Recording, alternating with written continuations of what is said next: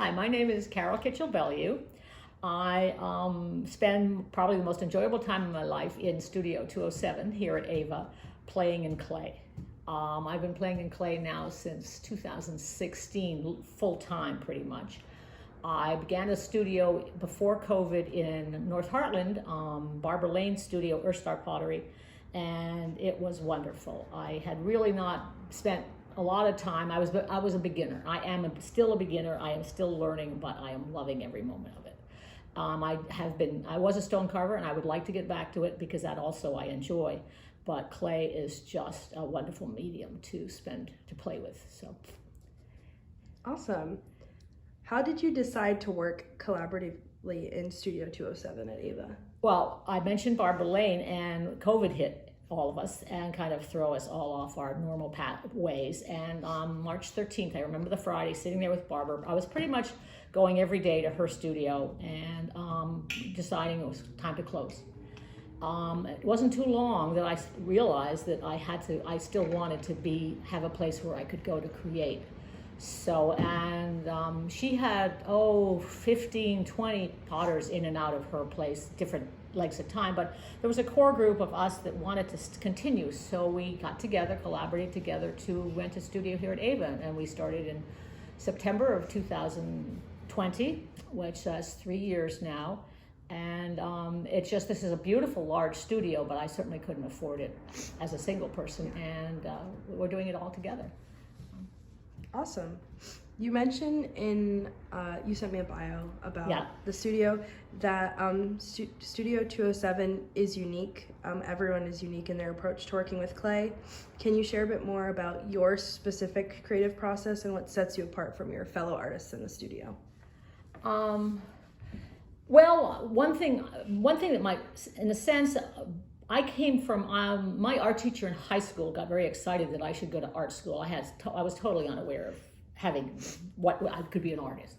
But I am an artist, sculptor, using clay as a medium. I can create functional pottery. I have created functional pottery, but I'm coming at this clay as going to the artistic angle of it. My style, as you see the pieces around me, varies depending on, I guess, when I sit down to start something, I have no idea what's going to come out. This is a style that when I first was at Barbara's, I fell in love with, and the only thing I really controlled, I rolled out the clays, so I rolled out 1, 2, 3, 4, 5, 6, 7 different clays, and I tore pieces, and then I would determine the size of the base, and then from then it would just grow. So I didn't know what it was going to be until it was finished. So in a sense, it's hard to describe. The other 4 potters in here are more what Barbara would say, like functional pottery. Jan is starting to get into sculptural also, and it's just something, when you open up your creative door, you just sort of follow which way it wants to go. To me, it's your soul, and you listen to it. So I'm just listening. What comes out of me is not like what comes out of the other people. So it's your individuality, and that's what. So I could see something that one of them made and appreciate it, and it might influence what I'm doing, but it's never going to look like, because it's not me, it's them. So, even though the 5 of us together, we're not worried about competing against each other, because we're all very different. Are there any new mediums or techniques that you're considering incorporating into your practice? Well, I often thought of taking a welding course just to bring metal into doing something with metal. Especially when I was stone carving, I had visions of stones hanging in wire baskets and things. I've just collected some driftwood. I was away for 3 weeks in Maine. I've collected some driftwood, considering making like a ceramic little bird-like object and sitting it on top of a piece of driftwood. I would like to start doing things on the walls. And one day I was walking in the parking lot here, and I came across a full crow's wing, full wing. I'm not sure who chopped it off. Some other bird attacked it. And I have it in the freezer. And I thought, wouldn't it be fun to do a bird, a black bird with a real wing. So, that's Yeah. so, as things come into me, I decide, well, maybe I'll have to bring this in or that in. But also clay I just keep sinking deeper into clay. Yeah. So When you do pieces like this that have different kinds of clay, do they all work the same way or are some different? Somebody asked me that question the other day. Because supposedly someone said, well, doesn't one shrink faster or doesn't one fire faster? This, as I said, was 7 clays, and I've never had, I think that one thing that ceramics working in clay has taught me is how to let go, because you have no control over what it's going to do when it's in the kiln.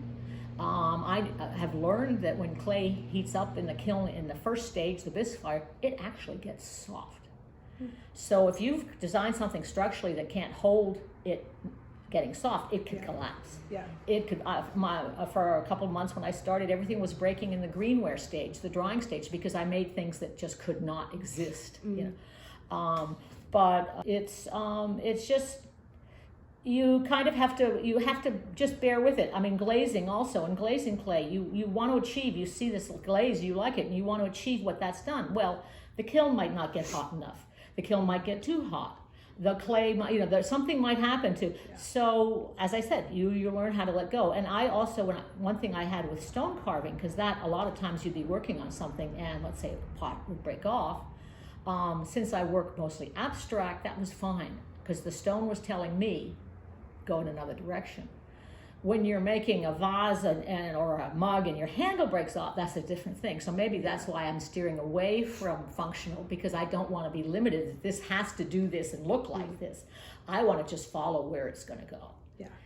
Which this piece totally does. Yeah. Well, this piece right here was a cross. And this piece developed a little crack. So I thought I had seen, because they're you can fix. Yeah. So I thought I had fixed the little crack, so that was fine. But this crack wasn't fixing, so I recarved to make it look like it shouldn't join. Well, when finally I glazed it in a satin finish glaze, sure enough, the crack was there. But the other day I expanded the crack. Wow. To make it be as part of the design. Whether it works or not, I look at it and I know what it was, but I think somebody looking at it might not object to it because they feel it's part of the design. So you learn how to adapt. I mean, I've made pieces where the glaze hasn't been quite right, and if they're sculptural, it's okay to get some acrylic paint and maybe touch it up a little bit, or it's a challenge, but that's part of the enjoyment of the project, is bringing it to the end. Yeah. What draws you to working in 3 dimensions? Being tactile. As a kid, I was a mud player, and I just loved to get into the work. And I mean, with like stone carving, there were 15 grades of sandpaper to finish a piece. And the more you worked on it, the more you became sort of one with that piece. And I often refer to my work as my children, because they're a part of you. You've created them, and so in a sense, I want to sell things because that sort of affirms that you're doing well. But there are things I don't want to sell, and my husband keeps saying, "No, this one's yeah." Yeah, it's a lot of it's the hand, the tactile feeling of it, and visually. And I'm not sure. I just am a 3-dimensional person. You've worked with many different mediums over the course of your art career. Can you explain the journey that has led you to be here working with clay? Okay, well, I was one of these people. I graduated 17 out of high school, lost, headed to the museum school, loved it, but when it came to I wanted to leave home, I had to quit to get an apartment. No, it didn't make sense. I wish I could go back to museum school now.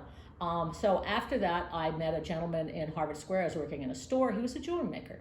So we got married, so then I was doing gold and silver jewelry. And then after I left him, I had my own store, and I liked that. And then I started having children, so then I created them for a while. I created 3 kids, and that was, but then I went back to, I tried to go back into jewelry making, but in the 90s is when I just took a course at a decorative museum in Lincoln, Mass, and stone carving, and fell in love with it. And the whole process, and the sculptural fact of it, and taking a stone and creating something. And it talks to you. It tells you what to do. I had taken some clay classes, and actually it was my husband's aunt in name, by name, not by actual bloodline, but when she passed away, we had her ashes, and I wanted to create a spirit box for her, for the ashes. So I thought in clay, I could do it in clay. So I went to craft studies, which was in Hanover at the time, and took a class from Karen Rothwell, who was a teacher here. And she helped me, she guided me. I'd done enough dabbling in clay, but she helped me create this box. And I realized how much fun working in clay was. And that's when I had some stone carving in a studio in Lyme, Long River Gallery, which is now in White River Junction. And this woman was doing a demonstration of clay, and she said, "Oh, you've got to talk to Barbara Lane at Erstar Pottery. She welcomes people like you. You can take classes there." I called Barbara, and the rest is history. So it was, just, having time playing in the medium and then realizing how much I loved it. And, we're going forward. Is there anything else you'd like to share about your journey as an artist, having a studio at AVA, anything like that? Journey as an artist, it's a work in progress.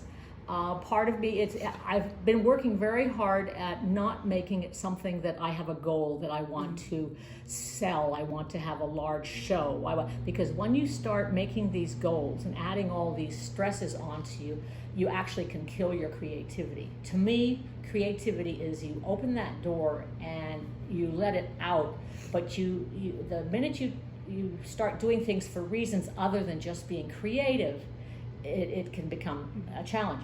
I would like to keep going. Ego-wise, I would love to have a big show, but I just realized the pleasure it's giving me. So I am 76 years old. I feel like I am 17. I am just discovering. I'd love to go back to school almost full-time. It's exciting. It's just, and I really do believe that because I've opened that door to my inner soul, I'm finding out who I really am for the first time. And I'm just in a really good place. I have this, Barbara told me once this statement about stacking happies. And isn't life meant to stack happy moments? And I'm stacking so many happies. And I'm trying to get on Instagram. I'm having trouble getting there, but I put my Instagram tag as stacking happies, because that's what I'm doing. And so I'm finding out that's more important than selling pieces for large amounts of money, having a huge show. All those things come and go. What's important is what you're getting out each day. And I'm just stacking happy, so I love it.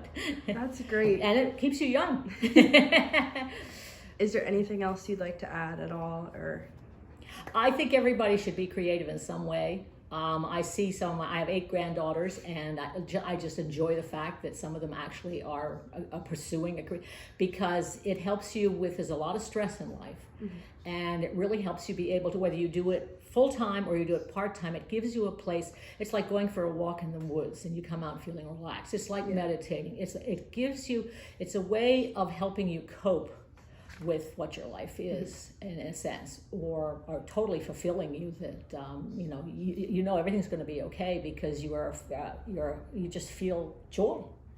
So go for it. Make it part of your life, whether it's a lot or a little. Make it part of your life in some way, because it's so rewarding, the feeling you get from when you do it.